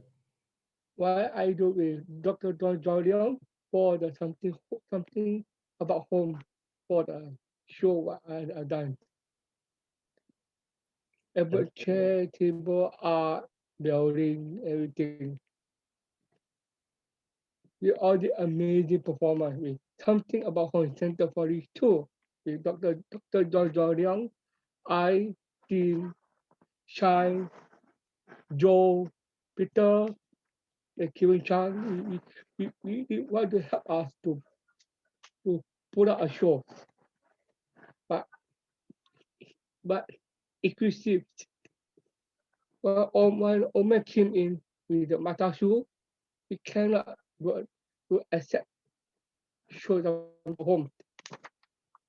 We all have to pack up and move off, turn back.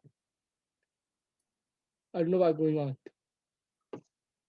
But few months on the work with the learning with the stick. That Mata had to get sure put the police car immediately. But from Victor has it Peter has said that is correct information to me. One follower has to stop this something about homework was going on. Peter is very strict and forward, very angry that I know what I have done. Dr. Dawn-Joy Leong has speak all this something about home. Don,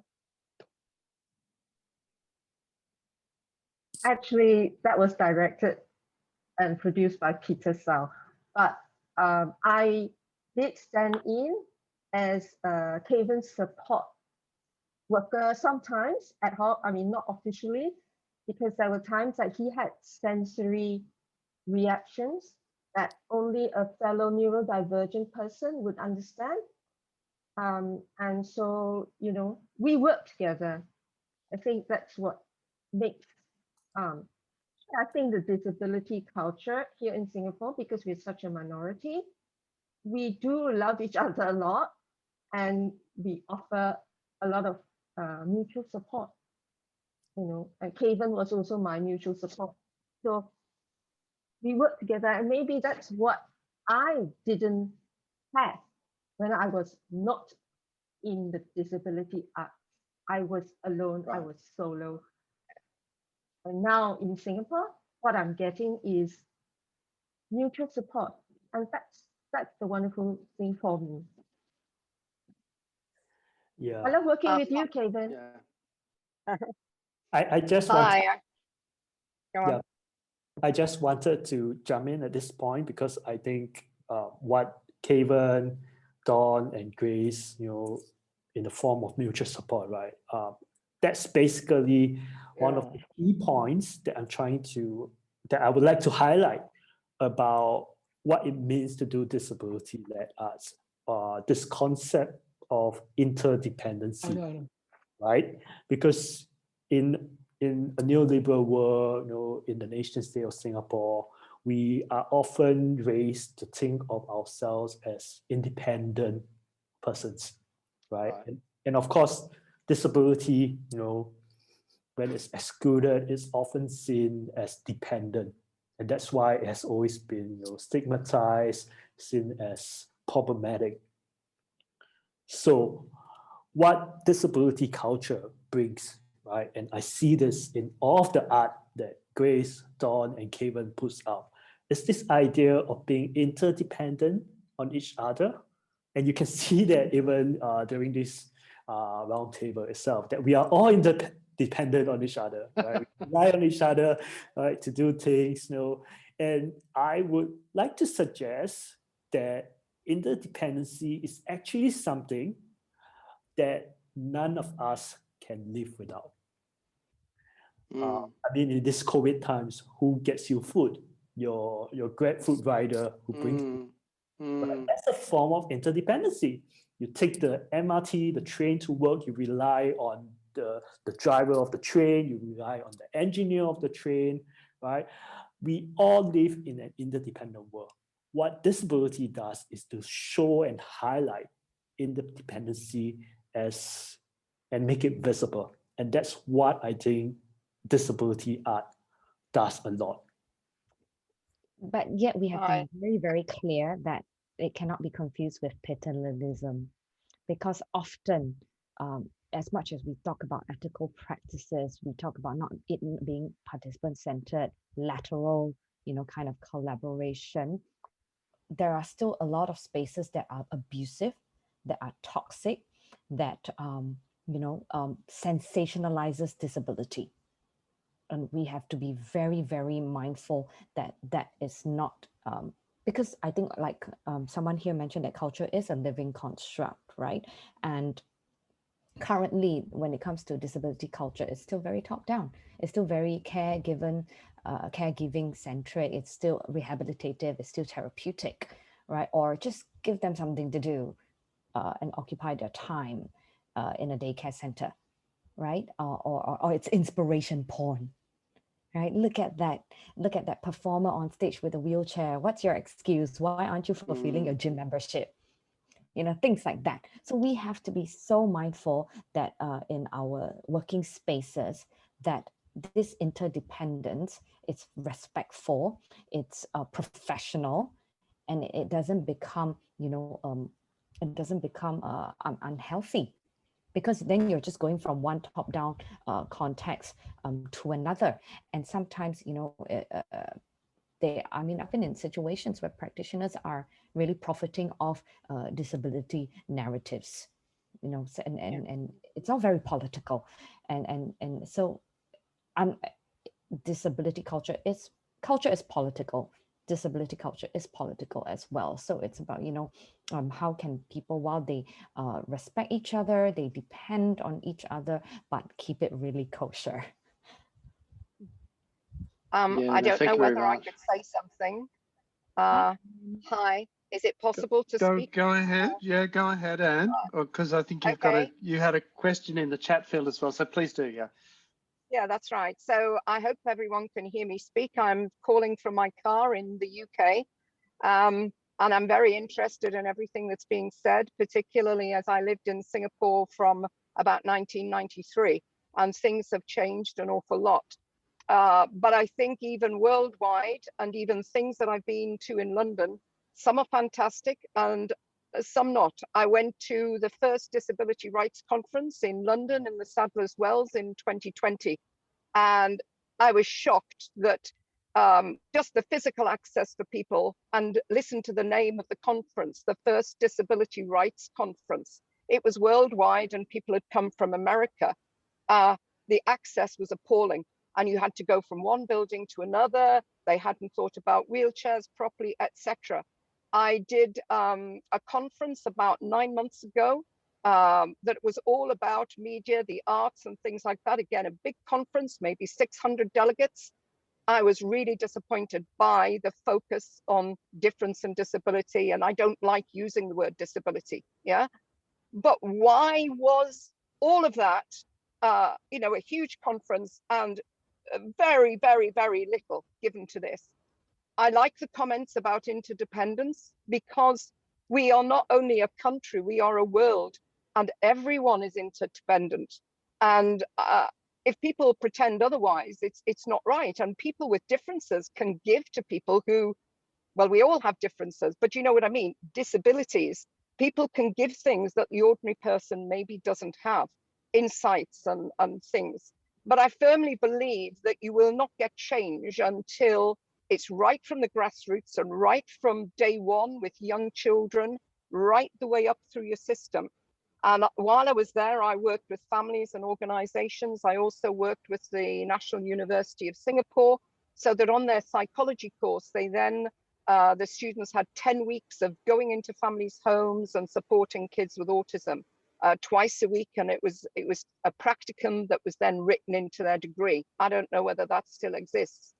But there's all kinds of things that you can do. But I'm a professional, but I'm also got a son who's now 31. He lived with me in Singapore. There was nothing for him there. He's got something called Fragile X syndrome. It's on the autistic spectrum. He's got ADHD. I've worked professionally with the British Council, special schools, mainstream, etc. It was really difficult for me to build anything for him. There was absolutely nothing. But now, through 30 years of work, he is now on a steering committee of an arts organization where I live in the UK, which has two main events every year. One is in a nightclub and the other is a festival. You've probably heard of Glastonbury. Well, this is like a Glastonbury, but in Plymouth, and initially for kind of people with differences. But I also firmly, and this is where interdependence comes in, I firmly believe also in reverse inclusion. So there you have an organization that is set up primarily for people with differences, disabilities, whatever you like to call it. They are the one calling the shots. They are the one deciding what's going to happen, which events, which live things are going to happen. It's a whole day event, but everyone is invited. So you don't have to have a difference to go there. And there are all kinds of creative ways that you can do things. But one of your problems, I guess, still in Singapore is funding. And also, Probably is. And Yeah. I think we're starting to run out of time. That's fine. So, Okay, I've got no thank you idea, so much. but thank you. No worries. I mean, you've showcased a whole bunch of stuff, I think, that's been incredibly useful, and not least coming a few thousand miles over the network. But we might just move. What I think we might do, if it's okay, because we've got questions piled up, but maybe I'll take Wesley has been persistent in wishing to voice a question. So Wesley, go ahead, and maybe we'll pick a couple of questions out of the chat field and have final comments, and we better end up. So Wesley, go ahead. Did you want to voice a question? Yeah. Hi. Okay. Thanks. Okay. I was. Oh yeah. You all can't see me, right? Okay. Yeah, because the connection here is not very strong, so it's a bit difficult on the video because the internet connection here is not so.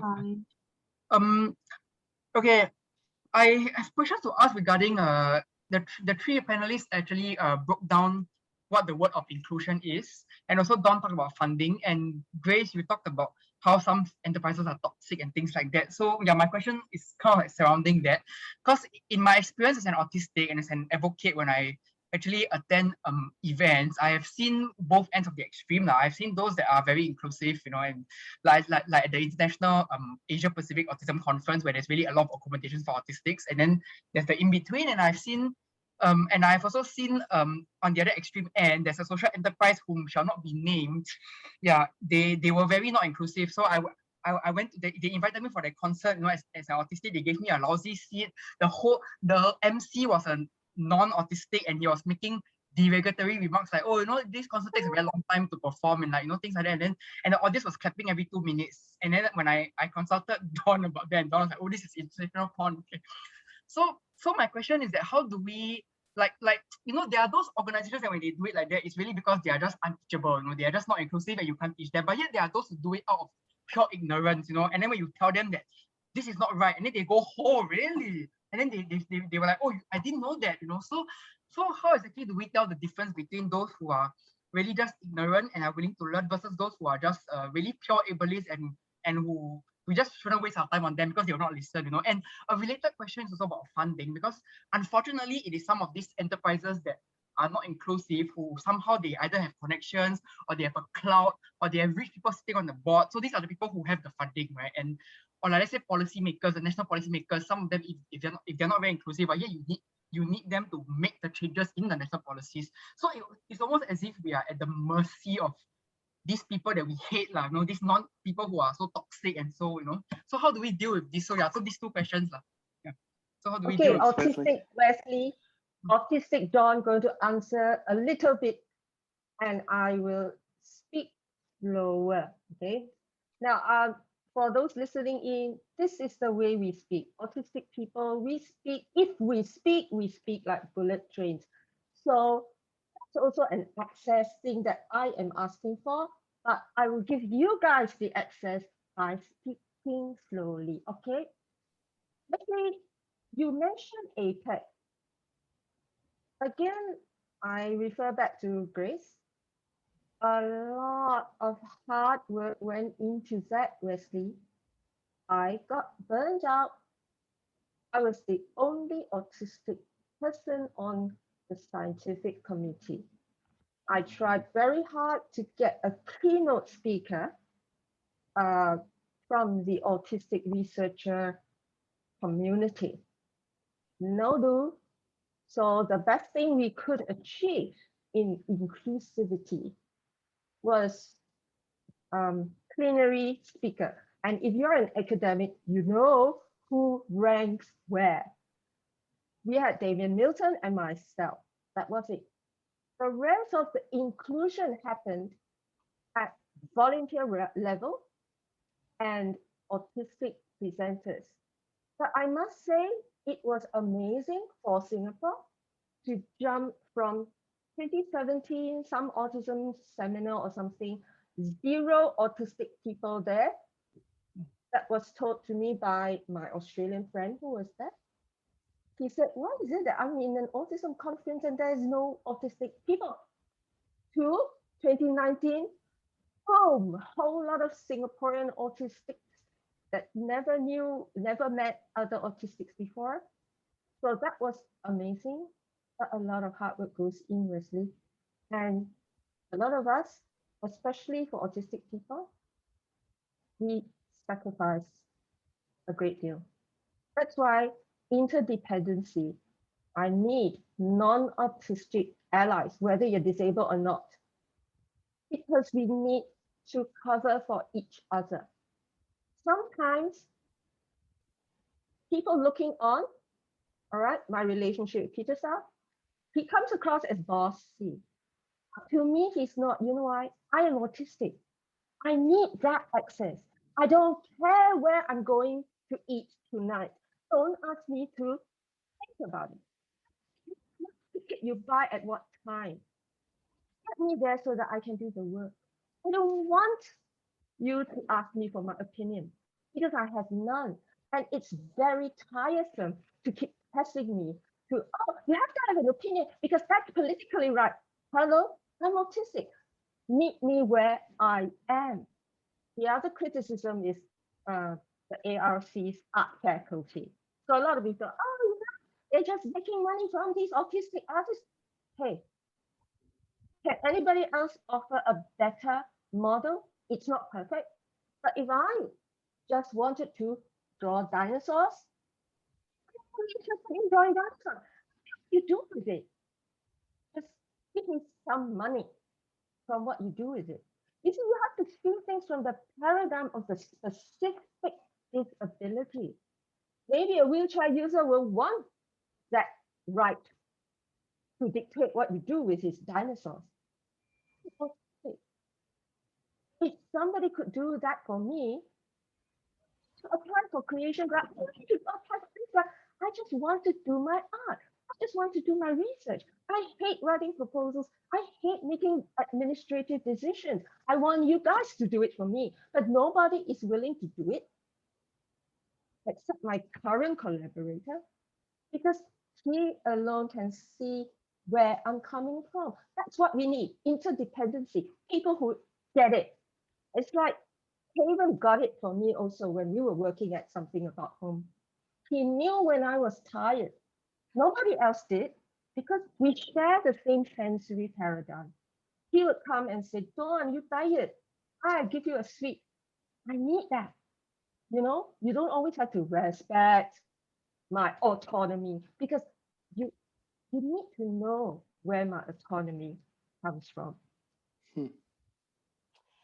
Can I just quickly respond to Wesley? Yeah, That go with your instincts. You know, I do believe, if you do believe that the environment's not healthy for you, it's not representing you correctly, then at Access Path, we will just say no. We would just walk. And we have done that many a time because we do believe that, you know, when you lie down with dogs, you come up with fleas. And if your alarm bells are going off in collaboration with people, with certain organizations, you know, value yourself and walk. And if it's, you know, it's something that a situation that cannot be mitigated, you cannot find the resources or the allies to make the situation better. Yeah, so I mean, at Access Path, we're all about, and Cavan is a testament to that. It's this combination of ambition and talent. So our associate artists, they have the talent, absolutely the artistic talent and the technique they're constantly working on.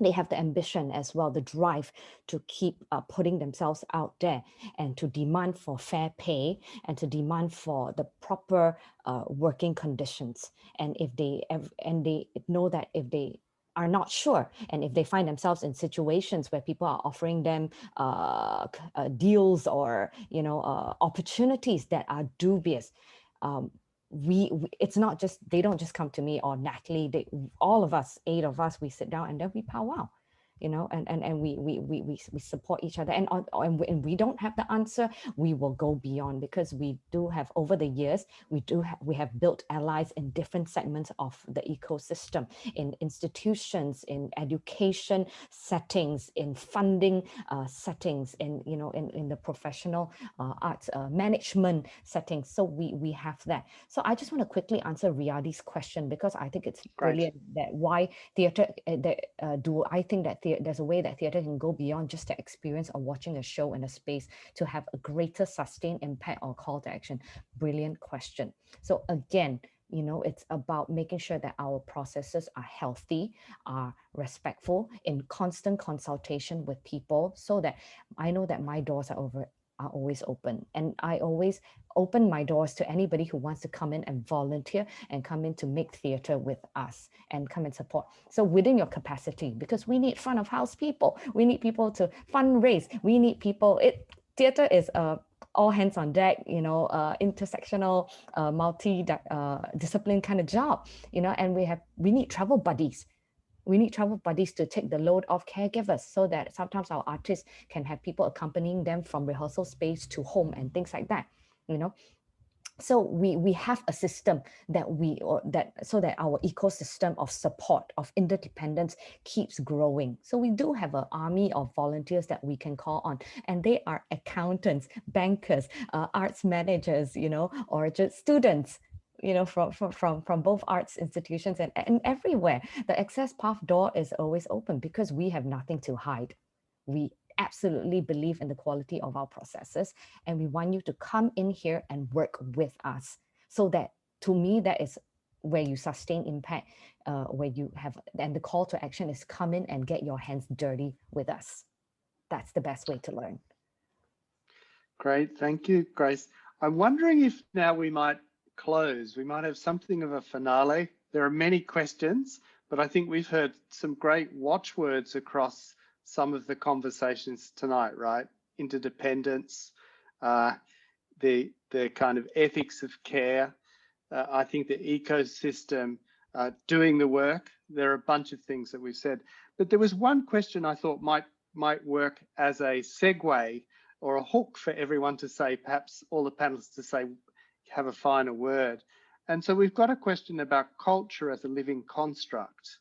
And so the person's asking, what are the possible scenarios for Singapore's disability culture in the next 3 to 5 years? Now that's potentially quite a long conversation, but I wondered if each of you might want to say something about that, and to say something about, you know, what are the possible scenarios? What's the scenario you think you would like? So what is the next step? Cavan, what do you think is going to happen in the next 3 to 5 years? What do you think you'll be doing? 3 years from now, you'll be 30 something. More show to people to attend. Then people came in to theater, then to watch live show on. Yeah. That is my line of work. So the people for access path production, executed the IMC. I can help out with Net, Grace, Regina, Kawai, Ama. Everything I put into myself, everything. When I get into the National Museum, Oh, you want to go back there? all Okay. I have, all is dreams. It was a very, very difficult put on the shows. So you think in 3 years' time, there will be more shows and more people coming to those shows? That's what you're saying, right? Exactly what I did. And you were saying attend for participation, right? Particularly that last year before after certificate end. Yeah, it's wonderful. That's great. It's so positive. Yeah, so possible. Yeah. Victor, did you want to accept the gambit and have a last word? Okay, I mean, maybe what I would do is to highlight that I think the larger point of what we are doing here is to strive towards a different imagining of what inclusion should be, right? And my hope is that in the next 3 to 5 years, you know, we should be seeing more disabled-led initiatives happening in Singapore. That should not just be in the arts, but everywhere else, right? And that's really my hope. And of course, with that hope, you know, there needs to be changes in structures also to support disabled people to self-represent, right? To speak up for themselves, as the slogan of the 1981 movement, right? A voice of our own, right? That should be the crux. So perhaps as a form of closing, Gerard, maybe I should just close the whole thing. Well, I think you can do that, but shall we just say a last word from Grace and from Dawn-Joy as well, and then I'll pass to you. Yep. Dawn-Joy, did you want a last word? Yes. Okay. So in 3 years' time, I'd like to be retired from advocacy. I'd like to have already laid the ground for the younger generation of autistic and neurodivergent, because that's my area, neurodivergent artists and researchers, because I'm not only an artist, I'm a researcher. And I will be knitting sweaters for skinny dogs in Australia. That's great. Thank you. Yeah, I like that's wonderful, Dawn. I like to say that I'll be like sipping, margaritas on the beach in Hawaii, but let's be realistic here. It's 3 to 5 years, and we're talking about, dismantling a system that still wants conforming cogs in the machine. You're younger than I am, Grace. Oh, that's true. But my dream is always that one day we don't need access path anymore. We can just close it down, because every organization and company out there is diverse. It's inclusive, and just would cast disabled actors that might not be for disabled roles, and make art that is not fixated on disability, but it just happens to be like Shakespeare with a disabled Romeo, because Shakespeare didn't say that Romeo can't be disabled, right? Where it becomes mainstream to just have disabled bodies and experiences in the art that's being made. But pragmatically speaking, when it comes to arts education, that's still being very segregated. Mainstream education being very segregated, the media still not getting it right, funding, we opened quite many cans of worms tonight, right? But I am hopeful that in 3 to 5 years that the people that are committed to this work will continue to balance both art making and advocacy, because one cannot be without the other as we proceed. It has to be both.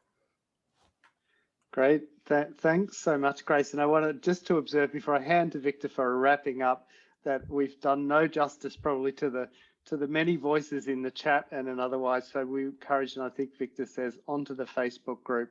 But it's great to hear about audience dramaturgy from Alfianza Art, and also I think the critical discourse, right? And critics having self with disability, reviewing the work and leading it, many other things. So Victor, over to you to wrap up and probably do thanks. Great. And thank you all on the panel.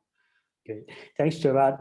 My thanks again, of course, to Gerard, Dawn, Grace, Cavan, and of course, Cecilia, Yi-Hui, who is also co-organizing and managing all the tech stuff, the team from Eco Dreams, Nix, Evelyn, Sheila, Hannah, for all their work in making this amazing roundtable happen. And I hope you will agree with me. So please join me in thanking them with a round of applause, either virtual or... Yeah, Victor towards us. Victor, Dawn. Yeah, and of course, last but not least, my thanks to the audience for joining us today. So if you're interested to keep in touch, we have a Facebook group, Disability Studies in Singapore. I posted the link on the chat. Feel free to join us in there. And we really hope to see you around as we, in a way, strive to make disability matter, right? Just punning on the title of this roundtable, Why Disability Matters. Now we should be trying to make disability matter. And with that, have a good night. Thank you all. Bye. Thanks so much. Bye, everyone. Thank you. Thank you, Victor. Thanks a lot.